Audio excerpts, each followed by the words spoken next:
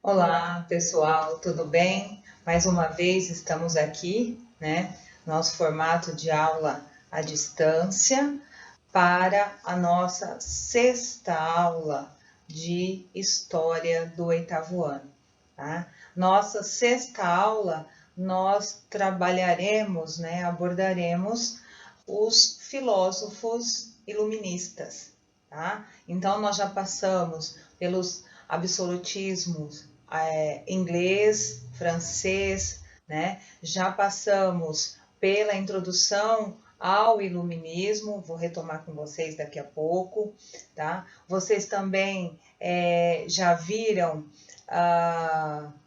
as fases, primeira e segunda fase da Revolução Industrial, né? Que todo esse cenário, né, no capítulo 3 do nosso livro. Então, peguem, por favor, né, o capítulo 3, abram o livro, né, na página 47.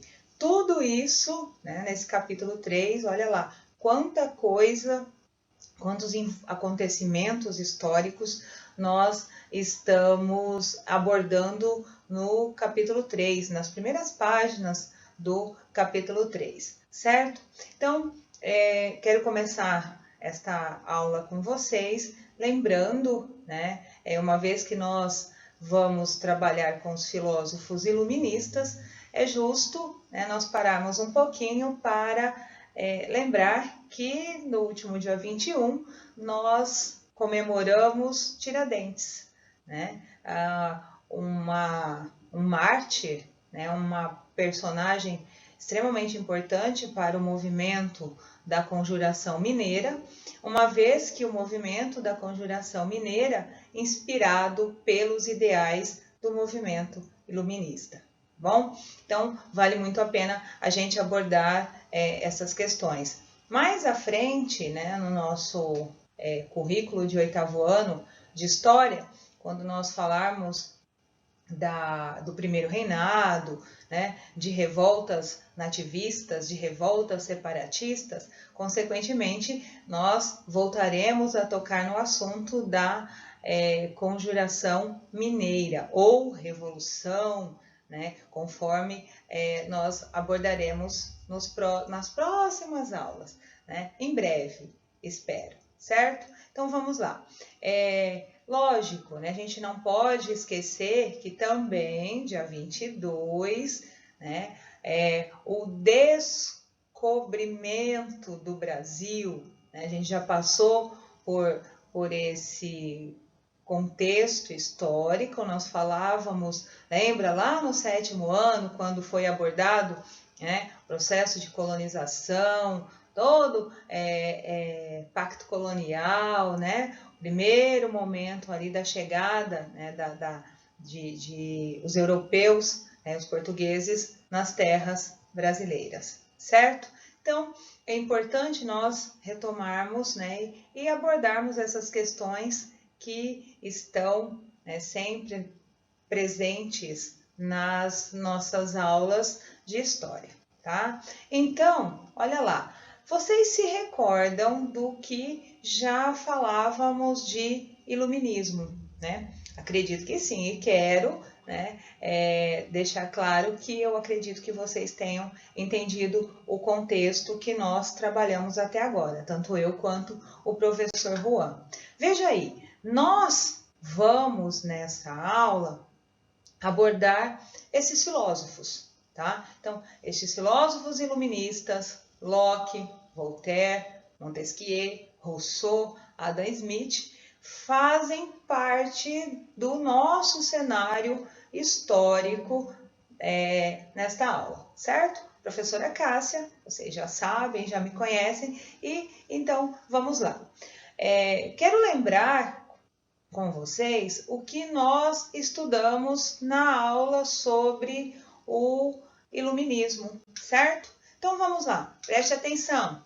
Vocês se recordam que o iluminismo, né, um movimento de caráter burguês que nasce na França do século XVIII, tinha como as principais críticas ao antigo regime, que para os iluministas, né, o antigo regime, associado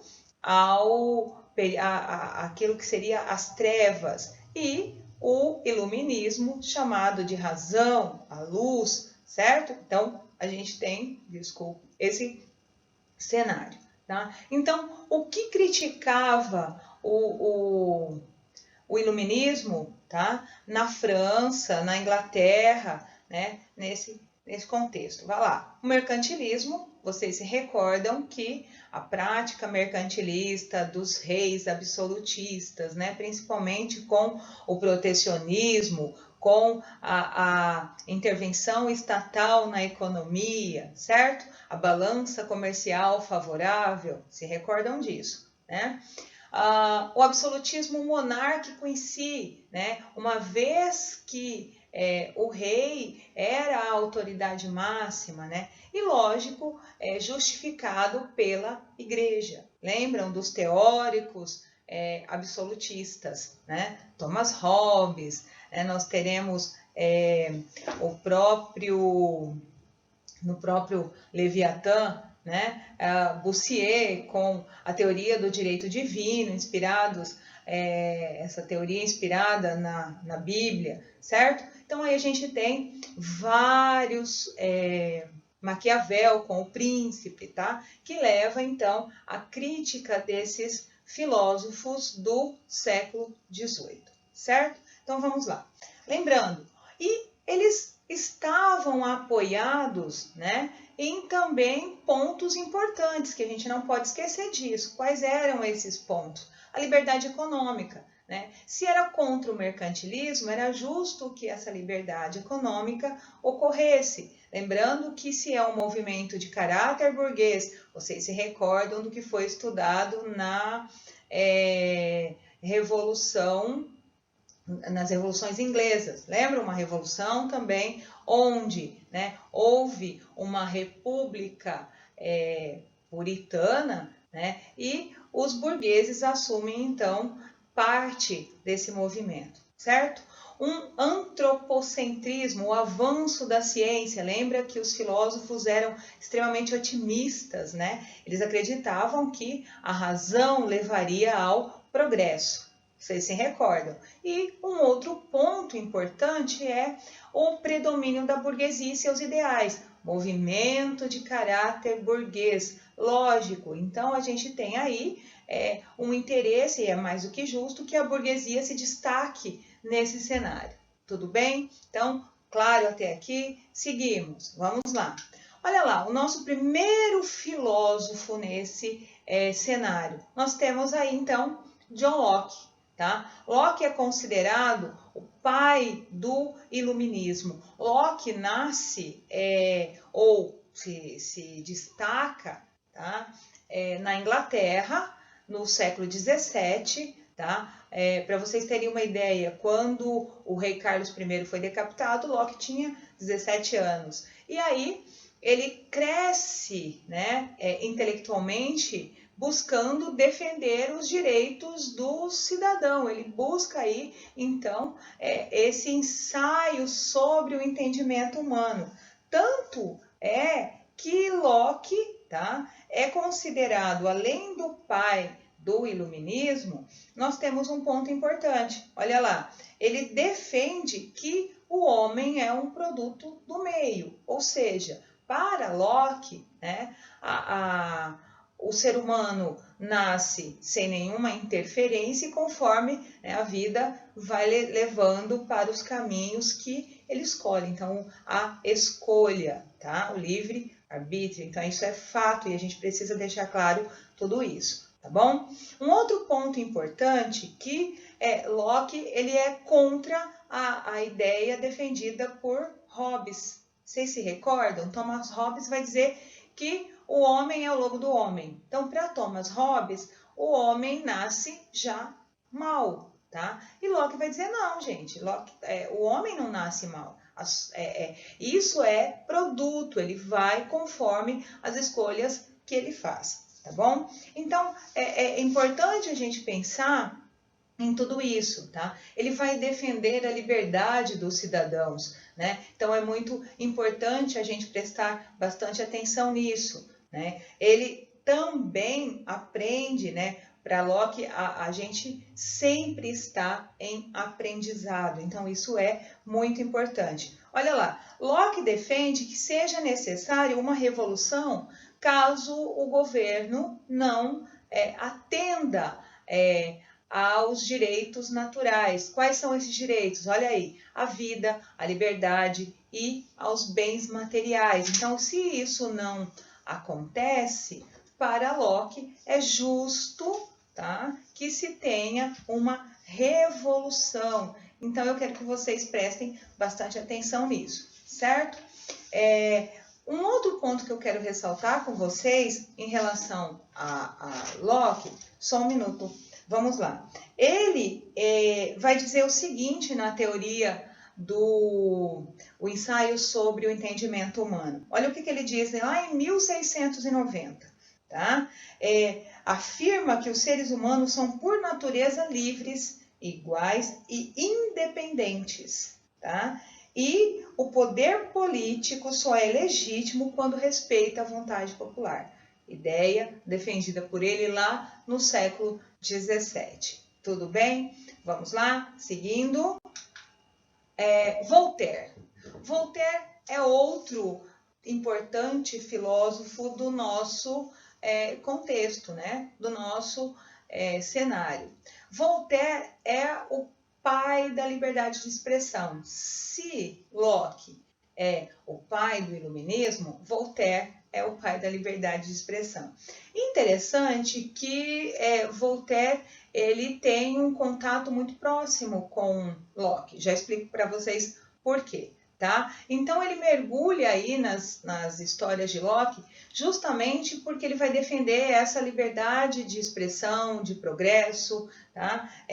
E também ele era contra, vamos dizer assim, a inflexibilidade religiosa, porque ele defendia a liberdade em todos os seus aspectos. Tudo bem? Então vamos lá. Um outro ponto, por que Voltaire está muito próximo a Locke? Porque por criticar o absolutismo, né, Voltaire ele vai preso 2 vezes, certo? E para que não fosse preso pela 3ª vez, ele acaba fugindo, né, se exilando na Inglaterra. É aí então que ele tem esse contato mais próximo a John Locke, né, e nas teorias políticas defendidas por ele. Olha que interessante, né? Então a gente tem aí, ele se destaca como um crítico contundente, ferrenho ao cercamento das liberdades. E uma frase muito comum, né, que circula sobre Voltaire é que discordo do que você diz, mas defendo até a morte o direito de você dizer. Ou seja, eu posso não concordar com a sua opinião, mas você tem o direito de expressar a sua opinião. Você tem a liberdade de expor aquilo que você está pensando, aquilo que você acredita. Então, ele defende a liberdade em todos os aspectos. Vale ressaltar que Voltaire ele tinha um apreço pelos reis déspotas. Lembra que eu disse para vocês na aula anterior, os déspotas esclarecidos eram aqueles reis, né, que absolutistas, mas que tinham ideias iluministas, então buscavam conciliar, né, a prática com a teoria, tá? Então vistos como déspotas esclarecidos. E por quê? Porque uma vez que esses reis buscassem esses ideais iluministas, eles ganhariam, de certa forma, um fortalecimento. E esse fortalecimento era muito importante para a monarquia da época. Tá? Um exemplo disso é a Espanha. A Espanha será uma monarquia extremamente forte no século XVIII, uma vez que os reis, né, buscaram vivenciar esse iluminismo na prática, apesar de manterem o absolutismo, eram, né, centralizadores do poder político e econômico, certo? Então, vamos lá. John Locke, né, o pai do iluminismo, e Voltaire, o pai da liberdade de expressão, tá bom? Então, o nosso outro filósofo, né? Este aqui, vocês conheceram, a grande maioria conheceu no 6º ano. Vocês se recordam que lá no 6º ano, no livro de ensino religioso, tinha uma atividade, quando nós falávamos de instituições, que vocês buscaram saber quem havia criado o legislativo, o executivo, o judiciário? Eu acredito que vocês se recordam dessa atividade.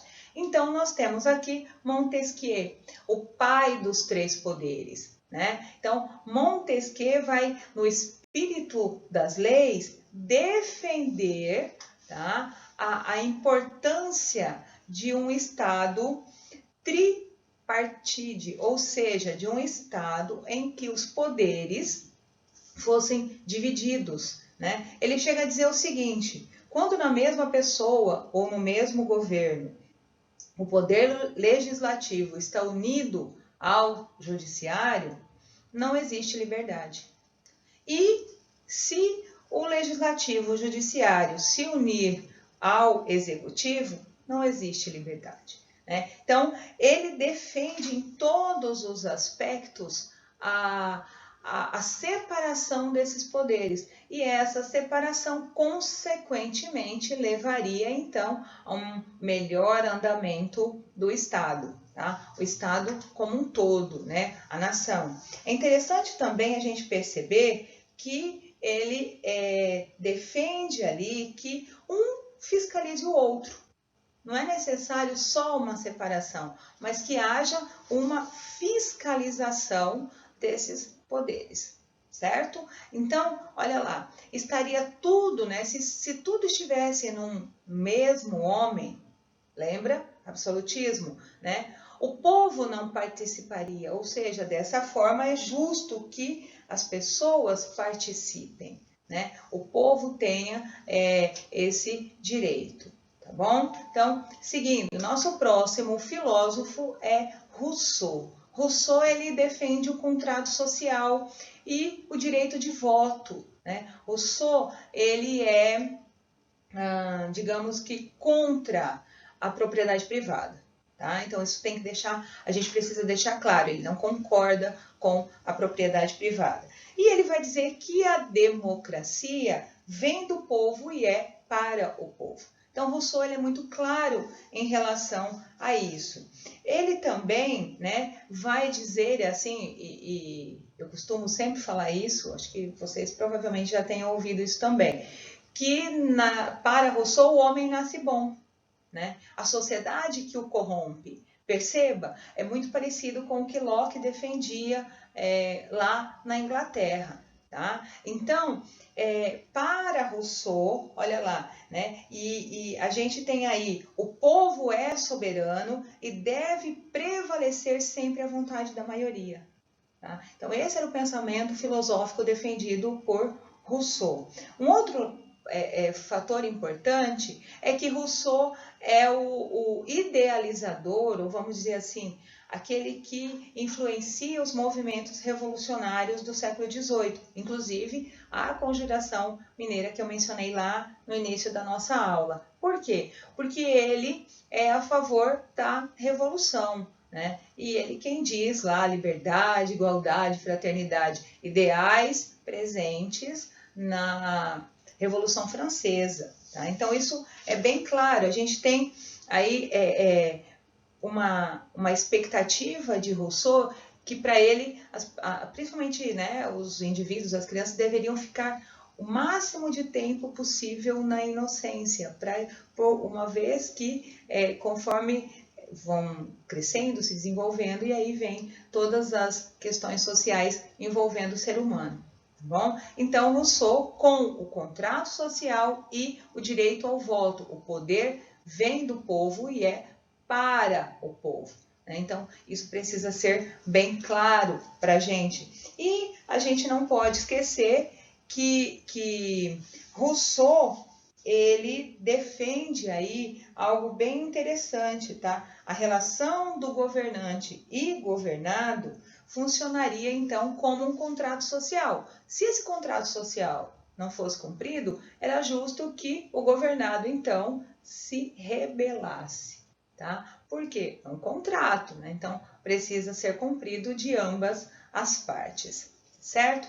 O nosso próximo e último filósofo é Adam Smith com o liberalismo clássico, tá? Então, Adam Smith é um burguês, tá? E defende, então, toda a economia, por isso ele é o pai do liberalismo, ele é denominado, então, aí a ideia de um liberalismo econômico, no qual, né, onde ele defende esses princípios. Quais? O Estado é legitimamente poderoso se for rico, tá? Por quê? Porque o povo, lembra, né, os grupos, os burgueses, precisam movimentar esta economia. Então, a gente tem aí esse fator importante, que é a ideia principal de um Estado poderoso dentro de uma economia, né? Para enriquecer, ele precisa expandir aí as suas economias, as suas atividades. Então, é necessário que não haja intervenção do Estado para essa economia. Então, isso precisa deixar claro também em relação ao pensamento de Adam Smith. Um outro ponto bem importante defendido por ele é que expandir as economias, as atividades econômicas capitalistas, o Estado precisa dar liberdade econômica e política para os grupos particulares. Tá? Então, diferente de Rousseau, ele já defende ali a propriedade privada. Tá? E Adam Smith ele é totalmente a favor da burguesia. Tá? Por quê? Porque para ele a burguesia gera a economia favorece o crescimento do Estado, certo? E ele propõe então, né, na riqueza das nações, o jogo econômico, né? Então ele chama de lei da oferta e da procura, conforme a necessidade, né, o produto aumenta, diminui de preço, isso favorece bastante, na visão de Adam Smith, a economia. Né? Quando se fala em lei de oferta e procura, a gente tem claro neste período que nós estamos vivendo, né, o álcool em gel, por exemplo. Tá? Então, a gente pode usar isso como lei de oferta e procura, né? Intervindo no Estado, intervindo na economia e na vida das pessoas. Espero que vocês tenham entendido o nosso assunto dos filósofos iluministas, todos, né, na página 47 do nosso livro, e também na sequência didática. A sequência didática, quando se refere à unidade 1, aborda um pouquinho isso que a gente está trabalhando de século XVIII, Europa, principalmente, né, na França, tá bom? Então, John Locke, Voltaire, Montesquieu, Rousseau, Adam Smith, filósofos iluministas que defendiam principalmente, né, os seus pontos de vista visando melhores condições sociais. E aí uma maior participação popular contra as ideias iluministas, certo?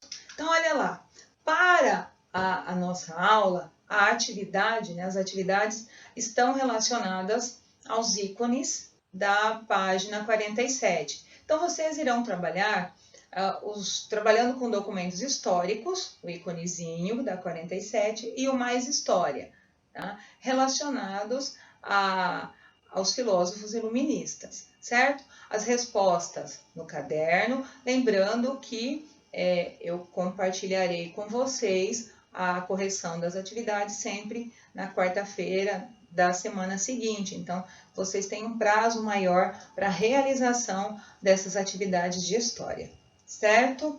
Gente, tudo de bom. Até a próxima aula, tá? E espero que a gente se encontre em breve, tá? Tchau, tchau e até a próxima.